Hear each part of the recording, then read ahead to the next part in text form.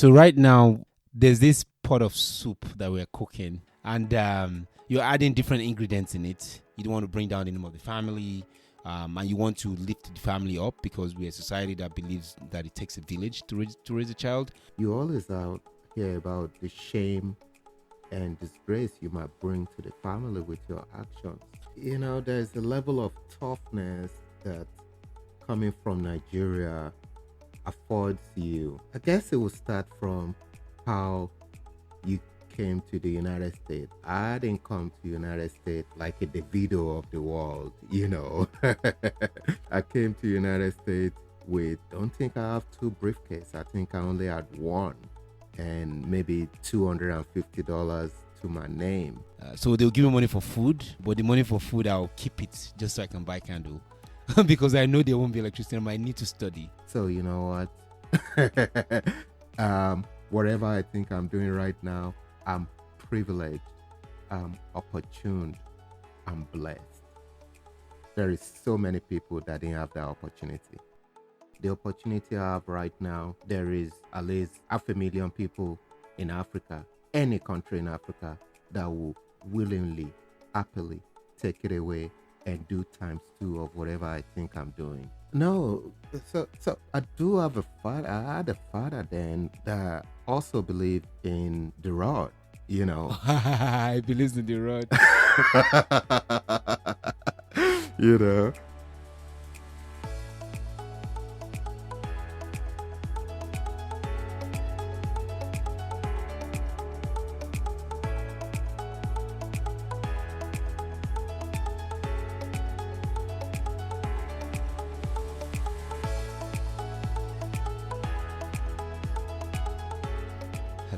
Hello. Welcome to another episode of Lost Lagosians. I'm your host, Brother Mike. On this show, we'll cover topics covering diasporans and Africans here in general in the US. And I know a lot of people have been really supportive of the show. They've asked a lot of questions about how we move forward. I have with me today a very, very important guest, a longtime friend. We've been friends for quite some time now. And it's my honor and privilege to have him on with me. So without further ado, I would like to welcome Harris to the show. Welcome, Harris. Thank you very much, Brother Mike. Oh, no, thank you. Thank you for being here. I'm super excited. It took us maybe, I don't know, the best of the last 90 minutes just to get this figured out. So I'm glad we finally got everything working. We got it done. So just a quick synopsis about yourself. I know you're out there in Seattle, the rainy state. We call it the evergreen, but you can call it the rainy state. But I'll tell you right now, it doesn't rain that much than it does in Oregon. It's about the same, but a little bit warmer in Oregon once in a while. But yeah, it's the evergreen state. The evergreen state. You're out there in Seattle. Anything else we need to know? I know you're also a Lagosian, a lost one for that matter, like we all That's are. right. So, lost in a good way, in the sense that we're not home. We're away from home. So came to this country, over 2 decades ago now. Was based in New York, Brooklyn. Shout out to Brooklyn right there. Bedford Stuyvesant. Canarsie Parkway and all those places. Did Century 21 for a little bit, selling real estate, and then had a little side job, maybe the main job actually, in the Manhattan criminal court, where I was interviewing folks that were arrested. That was my first real formal job in the US, and it just so happened that someday I chose to join the military. Yeah, we need a gunshot for that, don't we? So I joined the military. I joined the U.S. Army, and that was an experience on its own. I did 6 years in the U.S. Army. It was an interesting time. It was a very exciting time. It was a great time as well. I mean, were you like deployed somewhere, or did you serve in Iraq or Afghanistan or anything like that? Yeah, well, I was in that time too, but I really didn't particularly go to Afghanistan or Iraq or anything. I supported from the Fort Lewis Madigan station most of the medical equipment that were going out to Iraq was coming through us, kind of within the continental United States. We are the last one to check those medical equipment before they went out. And I'm sure they probably stop by in Germany or somewhere else. They get checked again before they reach their final destination, which is Iraq. Then the Baghdad airport where everything was going. That was where we have those big medical center where they had theaters and treated the patient. It was fun. I had some experience over in Texas, which was interesting. I was in Wichita Falls, out there in Texas. Very nice place. It was an Air Force base. Yeah, it was a fun time in Texas, and then I got my first deployment down to Washington State. I had no idea what Washington State was like until I came down here. Very exciting place to be. I enjoyed um, my time here during that time. I had two deployments to South Korea, you know, um, just the getting ready phase, we do that every year where they have the big training exercise. So I kind of went to two of those. Funny story, I was supposed to go to Germany for my first second deployment. Then 9/11 happened and my deployment was canceled to Germany. So I ended up staying the rest of my 6 years here in Washington State. So did you kind of dodge a bullet? Is that what I'm hearing?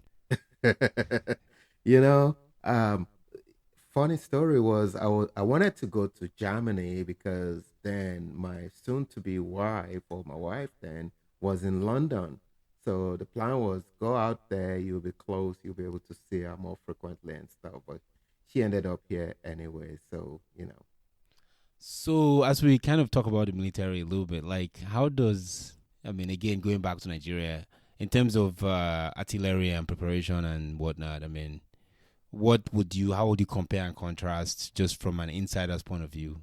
Most experience I would say I had about the military in Nigeria was number one, is very complicated and difficult to join because I wanted to join the Air Force, in Nigeria then, but it never really did happen because I guess we didn't know enough people in the real top place to get me in.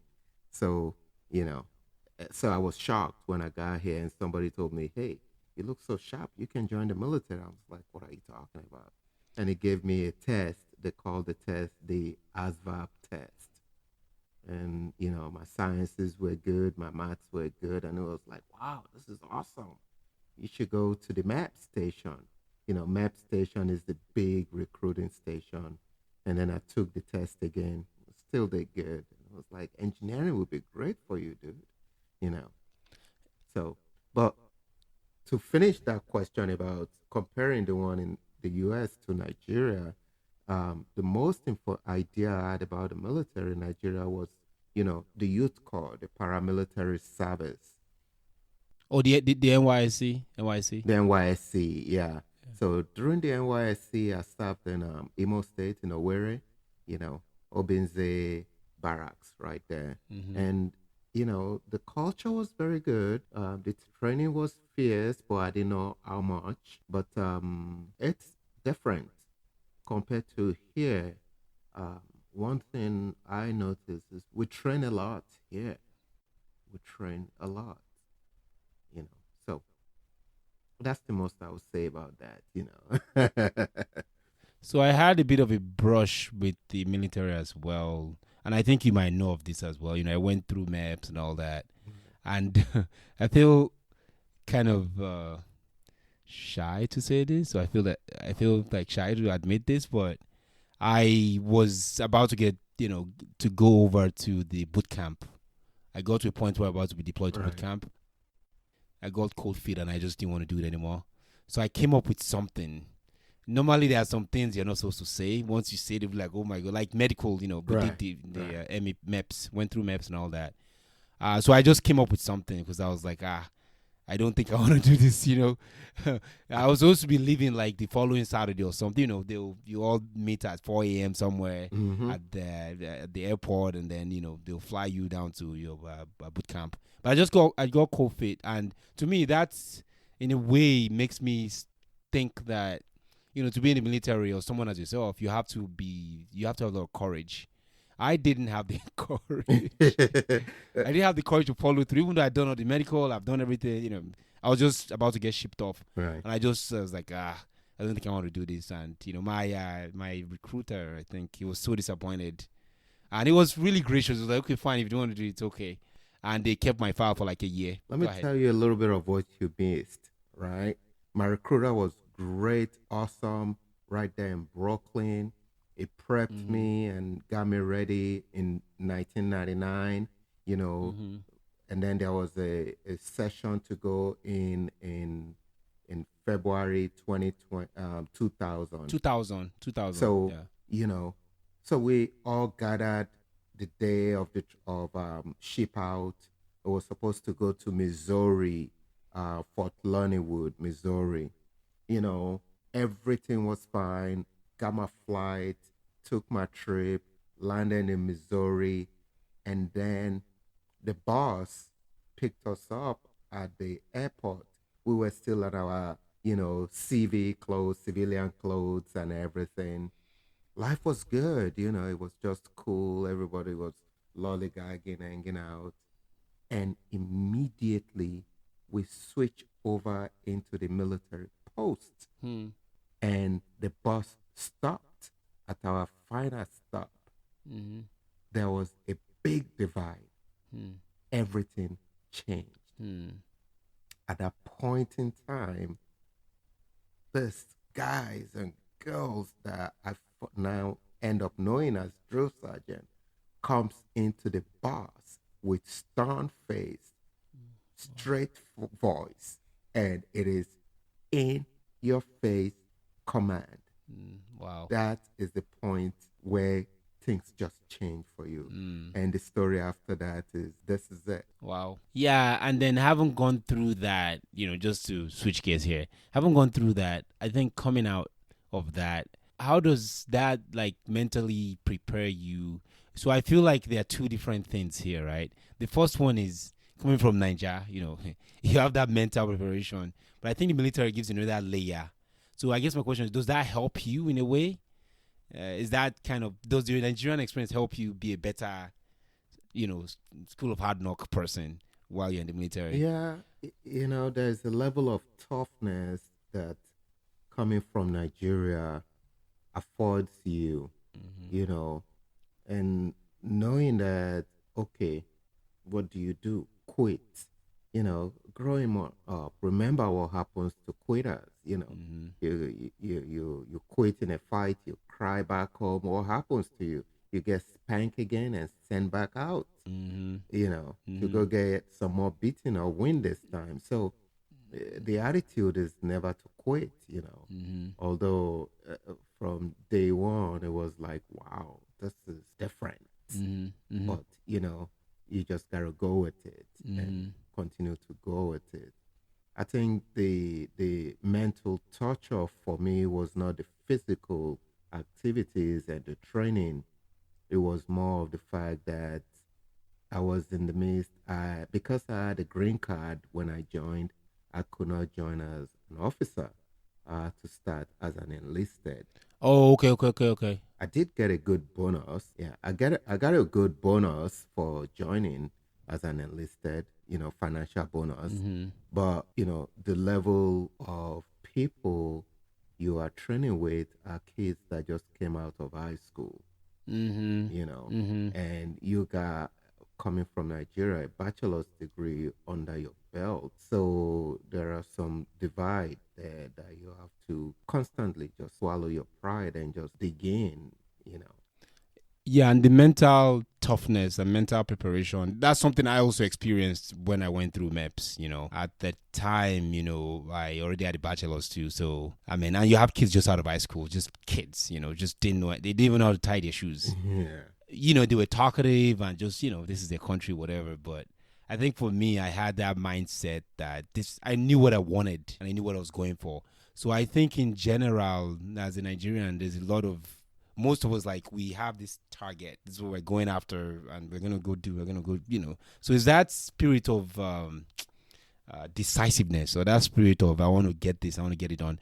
That leads into my next question of, like, with you and what you are experiencing, as someone who's in the diaspora, could you speak to that Nigerianness, if I can say that makes Nigerians more driven in terms of people, in terms of getting the academics and people getting degrees upon degree, just determination and dedication that you've seen, how does that kind of, I guess, how can you kind of correlate that with just that being a Lagosian or being a Nigerian, that you're coming from somewhere, you just want to work hard and make sure you succeed?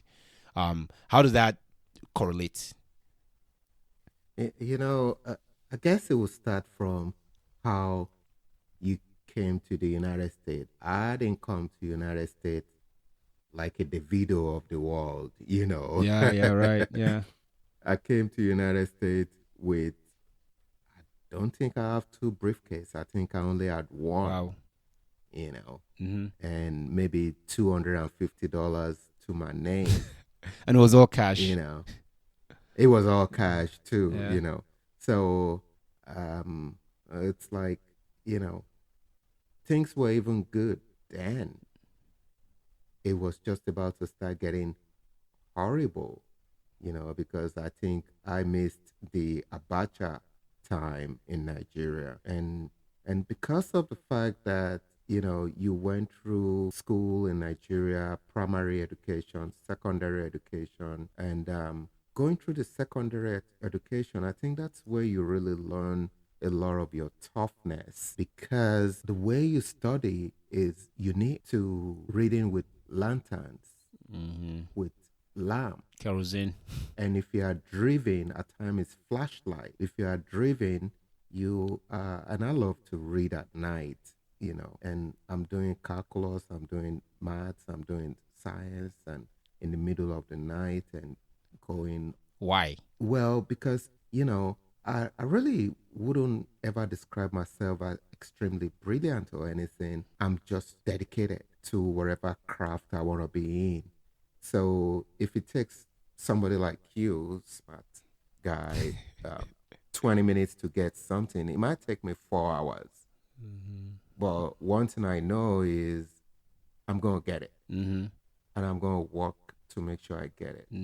So knowing that I have to go through all that and growing up, so coming to the United States and facing all the challenges that comes with being in a new country, being an immigrant, was challenging, but it's bearable. It's the list of two evils, I guess, in a way.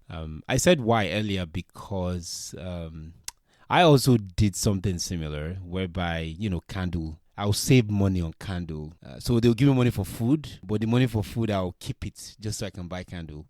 Because I know there won't be electricity and I might need to study. I said why also because there's something that drives us, especially as immigrants, like, something, especially as Nigerians, actually. We have this thing that kind of drives us to want to succeed.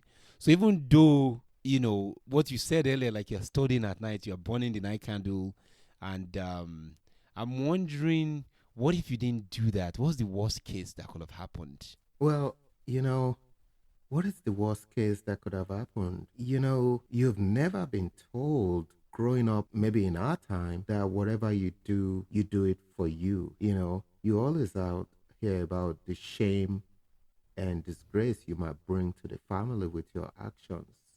And I don't want to be that guy, I don't want to be that guy that brings shame to your the family name and everything. And that was very important to me then growing up. Okay, so is that because, like, you're from, like, a really super awesome family? I mean, or those people who are from less super awesome family, do they not care to study late at night and buy extra candles and, try to put their head in the nose? Yeah. No, so I do have a father. I had a father then, very brilliant man, very very smart man too. That also believe in the rod, you know. I believe in the rod. You know, Yeah. he believes in the rod and he Mm-hmm. wouldn't spare it for anything. Mm. And, I've seen what he can do with it. And He's very talented in the rod. is very talented in the rod.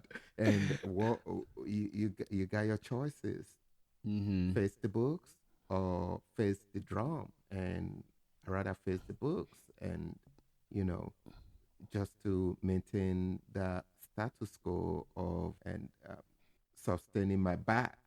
Compliance. Yeah, well, more than Yeah. anything, my back will Mm-hmm. suffer Mm-hmm. for it. So, So looking back, I guess, that motivation kind of kept you going. It's like an engine that just keeps you running and you're like always humming and going and going and going. Would you say that's the case? yeah, that was the case. And then I think I had a lot of super brilliant friends. Then I don't know how I ended up with them. Maybe they think I was smart, but I don't know. I just read a lot. I don't know. So, a lot of them had a lot of great ambitions. The things they talk about was just like, wow, yeah, well, I gotta do that too, you know. And that still holds till today, is the people you surround yourself with, whether deliberately or, with not being choice of your own. It's very important. So I think those super ambitious friends that wanted to go places, and I was like, I want to go places too.